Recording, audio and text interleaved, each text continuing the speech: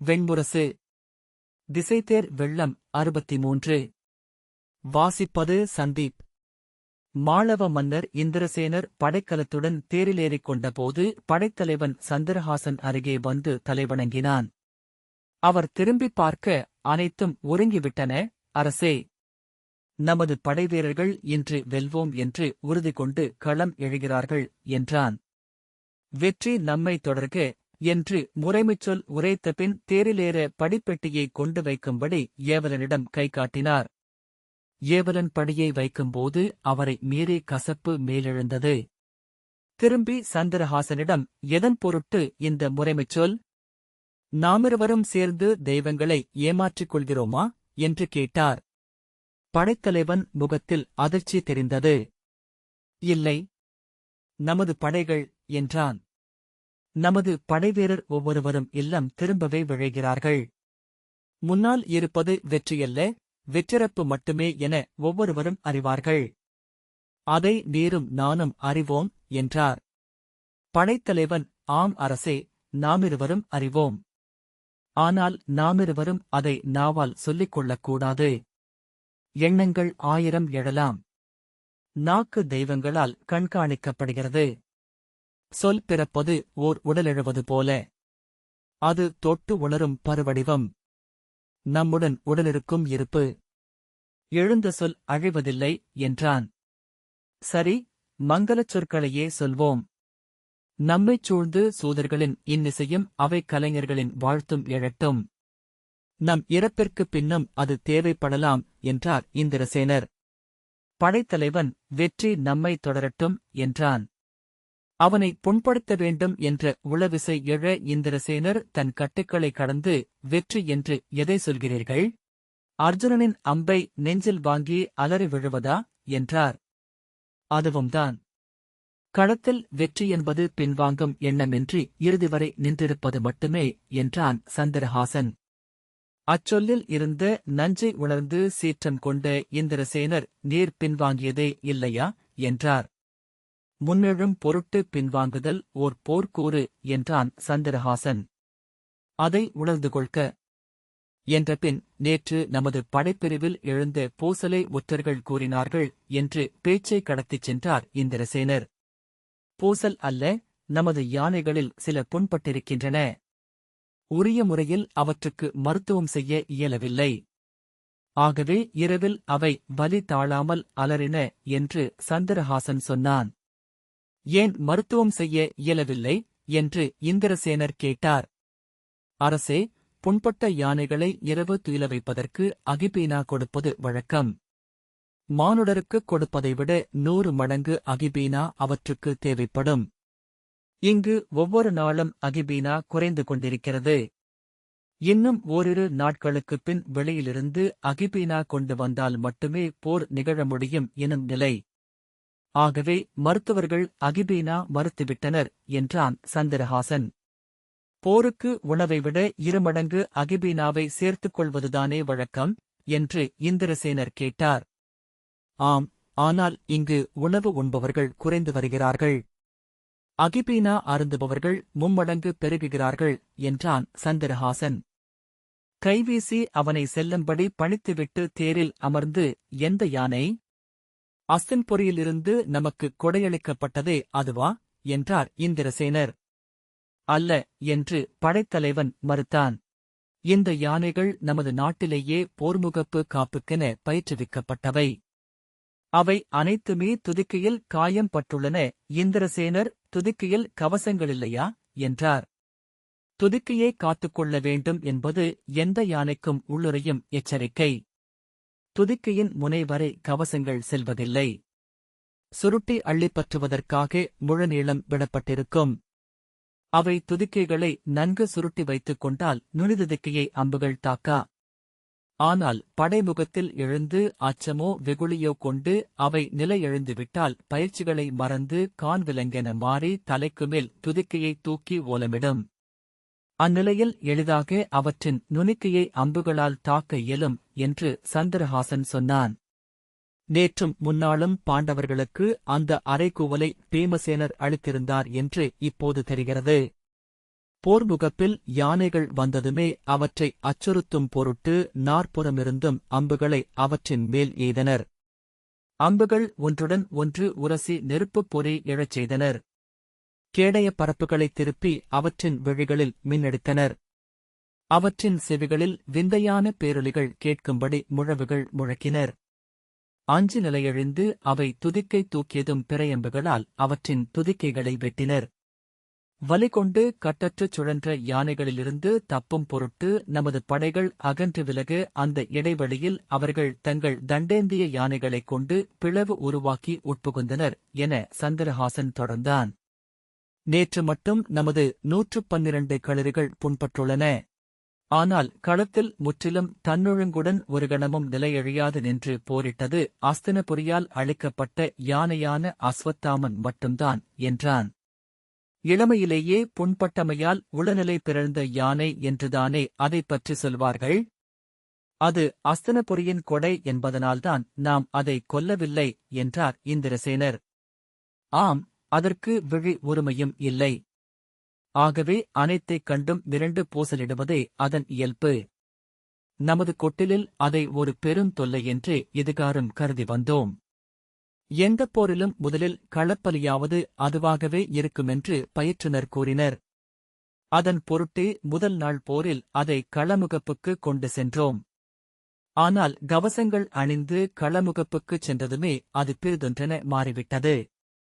அமைதியும் சூழ்ச்சியும் கொண்டதாக ஆயிற்று. களத்தில் அது நின்றிருப்பதையே எதிரிகள் உணராதபடி ஓசையும் அசைவுமின்றி சென்றது. எதிர்பாரா தருணத்தில் தேர்களை அரைந்து தூக்கி அடித்தது. புறவிகளை மிதித்து கூழாக்கியது. ஆணையின்றி தானாகவே தண்டுகளை ஏந்திச் சென்று எதிர்முகப்பை உடைத்தது. தன் கவசமணிந்து உடல் மட்டுமே எதிரியின் அம்புக்கு தெரிய வேண்டுமென்று எண்ணி இயங்கியது. இந்த 8 நாள் போரில் ஒற்றை அம்பைக்கூட அது தன் உடலில் வாங்கியதில்லை. பயிற்று நிலையில் ஒவ்வொரு சொல்லையும் கற்றுக்கொண்டு மானுடருக்கு நிகரான மதிக்கூர்மையுடன் இலங்கிய யானைகள் அனைத்துமே களத்தில் அஞ்சி வெகுண்டு அம்புகள் முன் அடி பணிந்தன என்றான் சந்திரஹாசன். திகைப்புடன் அதைக் கேட்டபின் போர் பிறிதொரு வாழ்க்கை. போரில் வெல்பவர்கள் இயல் வாழ்க்கையில் பொருந்துவதில்லை போலும் என்றார் இந்திரசேனர். அவர்கள் எப்பொழுதும் தங்களுக்குள் போரிட்டுக் கொண்டிருக்கிறார்கள். நூன்வடிவில் தங்களுக்குள் ஆற்றி பழகிய போரை மீண்டும் நிகழ்த்துகையிலேயே அவர்கள் வெல்கிறார்கள் என்றபின் தேரை செலுத்தும்படி பாகனிடம் ஆணையிட்டார். செல்லும் வழியெல்லாம் இந்திரசேனர் தன் படையினரை நோக்கிக் கொண்டிருந்தார். அவர்கள் துயிலில் நடப்பவர்கள் போலிருந்தனர். ஒவ்வொருவர் விழிகளும் ஒளியிழந்து இருக்குழிகள் போலிருந்தன. ஒருவருக்கொருவர் பேசிக்கொள்ளவில்லை. ஒருவர் இருப்பை பிறர் உணர்ந்ததாகவும் தெரியவில்லை. போரில் அணிவகுத்தெழுவதற்கு முன் படைவீரர்கள் சீர்நடையிட்டுச் செல்வதை பலமுறை அவர் பார்த்திருந்தார். அணிவகுப்பில் ஒருவரோடொருவர் பேசிக்கொள்ளலாகாதென்பது நெறி. ஆனால் கழுத்தை இறுக்கி நோக்கி நேர்நிறுத்தி கைவீசி இரும்பு பொறியென நடக்கையிலேயே அவர்கள் உதடுகள் மெல்ல அசைந்து கொண்டிருப்பதை பார்க்க இயலும். அருகிருப்பவர்களிடம் அவர்கள் சொல்லாடுகிறார்கள் என்பதை உணர முடியும். ஒருமுறை படை நடப்பை நோக்கி மேடையில் அமர்ந்திருக்கையில் அதரஸ்புடம் அறிந்த தன் அமைச்சரிடம் அந்த 7வது வீரன் சொல்வதென்ன? என்றார் இந்திரசேனர். அவர் நோக்கிவிட்டு வேண்டாம் அரசே என்றார். சொல்க என்றார் இந்திரசேனர். அவன் என்ன சொல்கிறான்? அமைச்சர், அவர்கள் வசைச்சொற்களை மட்டுமே சொல்வார்கள் என்றார். என்ன சொல்கிறான் என்று சொல்க என்று இந்திரசேனர் மீண்டும் கேட்டார். அமைச்சர் தயங்க உரத்த குரலில் இது என் ஆணை என்றார். அரசே, அதோ யானைகள் எடுத்துச் செல்லும் அந்த பெருந்தண்டு தங்கள் ஆண்குறி என்று கூறுகிறான் என்றார் அமைச்சர். அதற்கு அவன் என்ன மறுமொழி சொன்னான் என்று அவர் கேட்டார். பெரிதுதான், ஆனால் எதிர்முனையில் வருவதும் இன்னொரு ஆண்குறி அல்லவா என்றான் இந்திரசேனர். சொல்க என்றார். அவர்கள் சிலம்பாடிக் கொள்ளட்டும் என்று இவன் மறுமொழி சொன்னான். இருவரும் உதடசெய்யாமல் சிரித்துக் கொண்டார்கள் என்றார் அமைச்சர். இந்திரசேனர் பெருமூச்சு விட்டு உடல் தளர்த்தினார். அமைச்சர், அதன் பொருட்டு அவர்கள் மேல் முனிய வேண்டியதில்லை அரசே. களத்தில் இவ்வண்ணம் இழுசொற்கள் சொல்லிக் கொள்வது அனைத்து வீரர்களுக்கும் வழக்கம்தான். அதன் வழியாக அவர்கள் இத்தருணத்தின் செயற்கையான இறுக்கத்தை தணித்துக் கொள்கிறார்கள். இக்கணத்தில் திளைக்கிறார்கள். இது ஓர் உச்சம். உச்சநிலைகளில் மனிதர்கள் இயல்பின்றி உணர்கிறார்கள். நகையாடியோ பித்தெடுத்து வெறியாடியோ தங்களை அவ்வுச்சத்துடன் பொருத்திக் கொள்ள முயல்கிறார்கள். இவர்களை இப்போது படைக்கலங்களை தூக்கி வீசி வெறி நடனமிட ஒப்புவீர்கள் எனில் அதை செய்வார்கள் என்றார். அவர்களிடமிருந்து இயல்பான கீழ்மைதான் இவ்வண்ணம் வெளிவருகிறதா என்று இந்திரசேனர் கேட்டார். இயல்பான ஒன்று வெளிவருகிறது. பெரும்பாலும் படைவீரர்கள் தங்கள் நெறிசார்ந்த நிலைகளை முற்றிழந்து விடுவார்கள். அன்னையரையும் மூதன்னையரையும் கூட காமக்கீழ்மை சொற்களால் அவர்கள் வசை பாடிக்கொள்வதை பார்க்க இயலும். ஒரு சொல்லுக்கு ஊர்கள் தீப்பிடித்து எரியும் குலங்கள் உண்டு. 1000 தலைகளை உருட்டும் பற்றவைக்கும் சொற்களும் உண்டு. அவர்கள் எத்தயக்கமும் இன்றி இப்படைமுகப்பில் கூறுவார்கள். இங்கு எழுபவை வேறு தெய்வங்கள். இந்திரசேனர் அந்த படைவீரர்கள் உதடுகளை நோக்கிக் கொண்டிருந்தார். அவை எதுவும் அசைவதாக தெரியவில்லை. அவர்கள் தங்களில் எழுந்த தெய்வங்களை இழந்துவிட்டிருக்கிறார்களா? ஒரு கணம் குமட்டல் எழுந்து உடல் உலுக்கியது. பாகன் திரும்பி அரசே என்றான். ஒன்றுமில்லை, செல்க என்று இந்திரசேனர் கை காட்டினார். அரசே என்று அவன் மீண்டும் சொன்னான். செல்க என்று இந்திரசேனர் சொன்னார். அந்தப் படைகளை நோக்காமல் விழிமூடிக்கொண்டார்.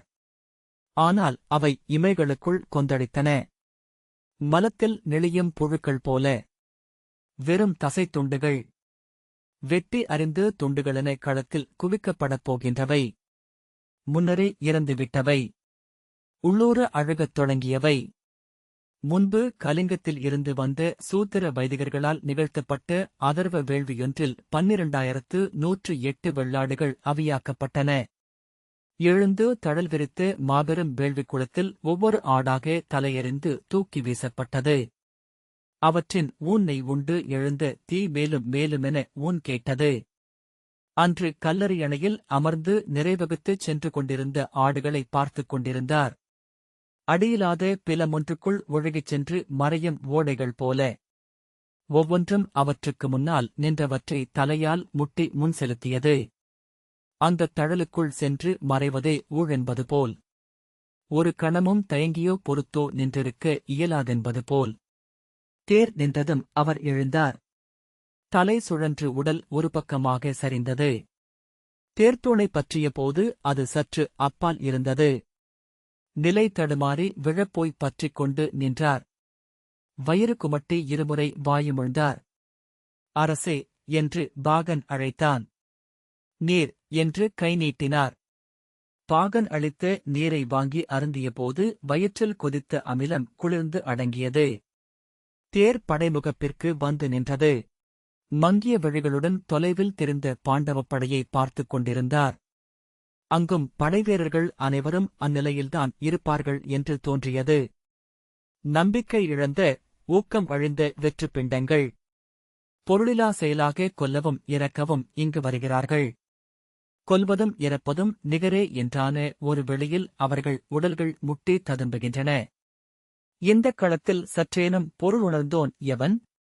மிகத் தொலைவில் செம்பருந்து சுழல்வதைக் கண்டார். அங்கிருக்கிறான் அவன். அனைத்தும் அவனுக்குத் தெரியும் என்கின்றனர் சூதர்.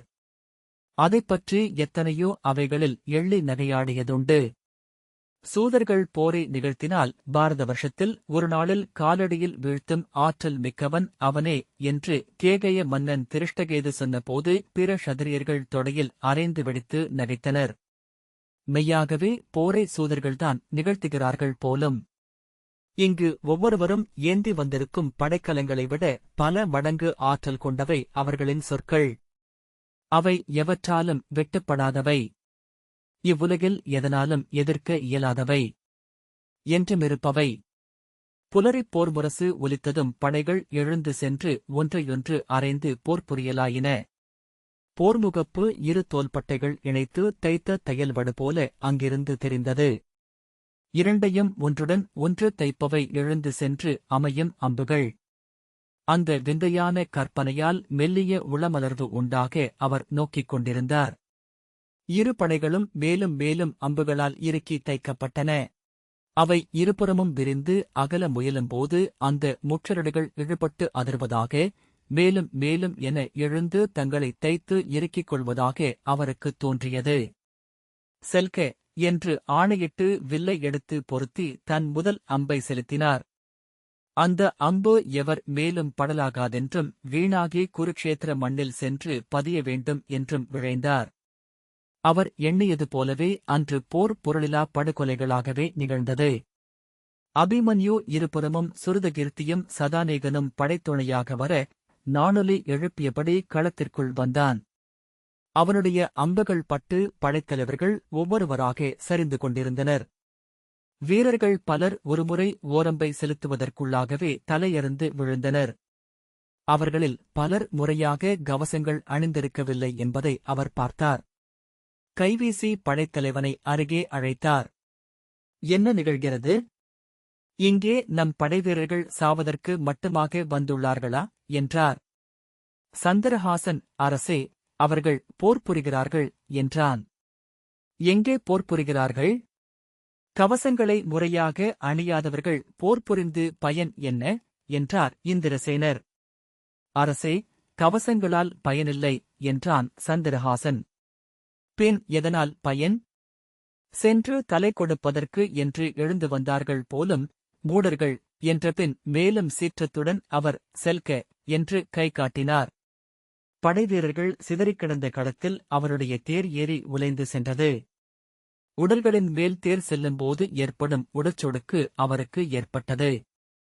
விலா எலும்புகள் உடையும் ஓசை, அலறல்களும் முனகல்களும் காலடிக்கு கீழே நிறைந்திருப்பது போல. முதல் நாள் போரில் அந்த ஒலிகளின் மெல்லுதிர்வை தாழ இயலாமல் இரு கைகளாலும் தலை பற்றி அவர் பீடத்தில் அமர்ந்தார்.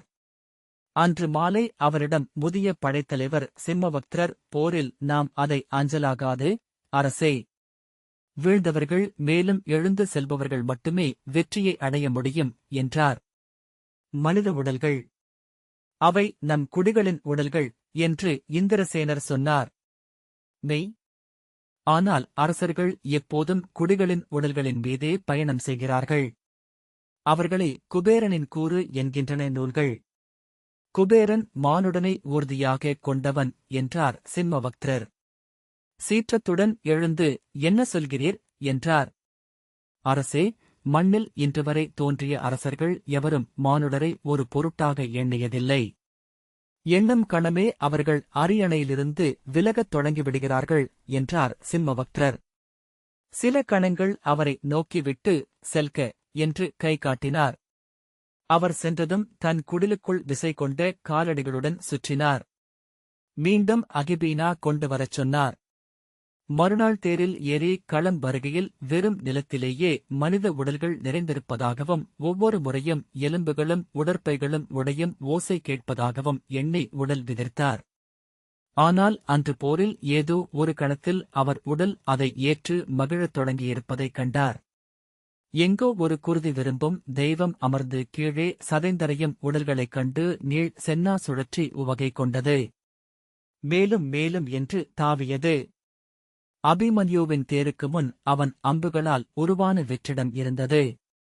அதில் புலரியில் ஆற்றுப்பரப்பில் துள்ளி எழும் வெள்ளி மீன்கள் போல அம்புகள் பறந்து கொண்டிருந்தன.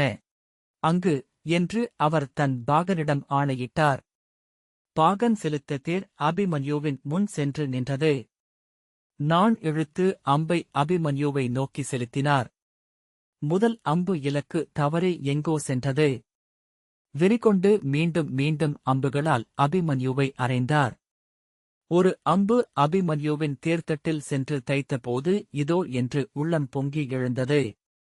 செல்க, செல்க என்று மேலும் தேர்ப்பாகனை தூண்டி அம்புகளின் தொடுவளையத்திற்குள் சென்றார். அபிமன்யுவின் அம்புகள் அவர் கவசத்தை அறைந்தன. அவர் தோளிலைகள் உடைந்து தெரித்தன. அருகிருந்த தேர்த்தூண் முள்ளம்பன்றியின் உடலால் ஆனது போல் அம்புகளால் தைக்கப்பட்டு நின்றது. அம்புகளை நாணெழுத்து விசை கொண்டு செலுத்திக் கொண்டிருந்தபோது அபிமன்யுவின் கை விசையையும் உடல் நெளிவையும் கண்டு அவருள் அமர்ந்த ஒருவன் வியந்தான். யாரிவன்? போருக்கென்றே உடல் கொண்டு எழுந்தவன் போல. போரன்றி பிற அனைத்திலும் தோற்றுவிட்டவன் ஒருவனே இவ்வண்ணம் போரிட இயலும். போர்க்களத்தில் மட்டுமே தன் நிறைவை அடைகிறான் இவன். ஒரு கணம் அவன் உளம் தளர்ந்தால் கையும் தளரும்.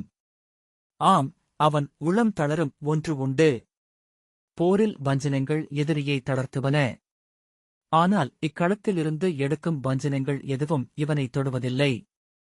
இக்களத்தில் இவனை வெல்ல எவராலும் இயலாது. இவன் தோற்ற களங்கள் எவை?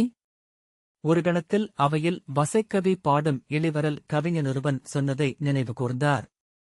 அக்கணம் மிகச் சரியாக அதை எடுத்தளிக்கும் தெய்வம் எது என வியந்தார். உரத்த குரலில், இழிமகனே, இக்களத்தில் உன்னைக் கொன்றால் உன் குருதியில் ஒரு துளிகூட மண்ணில் எஞ்சாது. ஐயமிருந்தால் உன் கருசுமக்கும் துணைவியிடம் சென்று கேள் என்று உரக்கக் கூவினார். அத அபிமன்யுவின் விழிகளுக்கு சென்றிருக்குமா என்ற எண்ணம் எழுந்த கணமே அபிமன்யுவின் நோக்கு நடுங்குவதை, கையில் வில் தளர்வதை அவர் கண்டார்.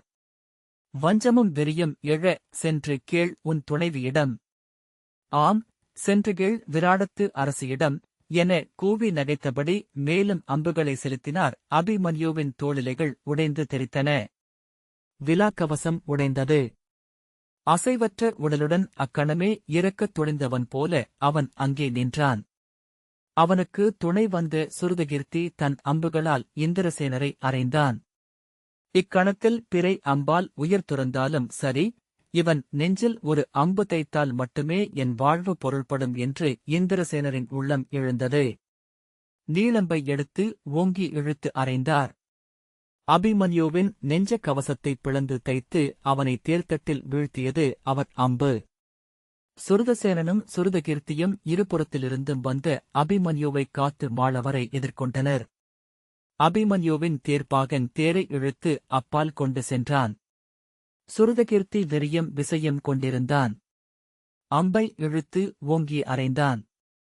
அதன் எக்காலத்தை இந்திரசேனர் கேட்டார்.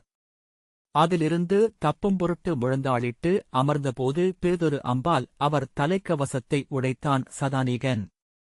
அம்புகள் 4 பக்கமும் இருந்து சுழன்று வந்து அவர் தேரில் விழுந்தன. அருகே அவர் தன் படைத்தலைவர்கள் அலறி வீழ்வதைக் கண்டார். ஓர் அம்பு அவர் தோளை அறைய, இன்னொரு அம்பு விலாக்கவசத்தை உடைக்க தேரிலிருந்து தூக்கி வீசப்பட்டு தரையில் விழுந்தார்.